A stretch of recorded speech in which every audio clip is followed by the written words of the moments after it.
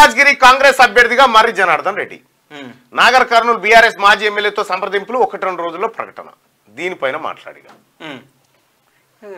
వస్తున్నాడేమో మనకి తెలియకుండా కన్ఫర్మ్ కాకుండా ఎట్లా మాట్లాడతాం అన్న క్వశ్చన్ మార్క్ వాడితే అంతే క్వశ్చన్ మార్క్ మాట్లాడతాం. జనార్దన్ రెడ్డి కాంగ్రెస్ అభ్యర్థిగానా? ఏం చదువుతున్నావు? కాంగ్రెస్ పార్టీ అభ్యర్థి మర్రి జనార్దన్ నాగర్ కర్నూలు మాజీ ఎమ్మెల్యే బండ్ల గణేష్ తప్పే నేనేం అనుకోనన్నా. సమస్య లేదు, నా కాంగ్రెస్ పార్టీ బాగుండాలి, మనకు వస్తుంది, ఒక రోజు వస్తుంది, తప్పకుండా వస్తుంది, అందులో డౌటే లేదు. మళ్ళీ ఇంత ఆశావాద దృక్పథంతో ఉండు కూడా అవసరం. కాంగ్రెస్ అంటే పార్టీ అది ఎక్కడ అన్యాయం చేయదు. ఉదాహరణ కూడా చెప్తా. బొత్స సత్యనారాయణ గారు పిసిసి ప్రెసిడెంట్, సోమయాజులు గారు అని ఒక ఆయన రాజశేఖర రెడ్డి గారి దగ్గర ఒక సలహాదారులు గారు ఉండేది. సోమయాజులు గారు అందరం కూర్చొని ఉంటే రాజ్యసభ సీట్లు రాస్తుంటేనే పక్కన కూర్చొని ఉన్నాం. ఎవరిని పెట్టాలి బీసీని చూడండి అన్నాడు.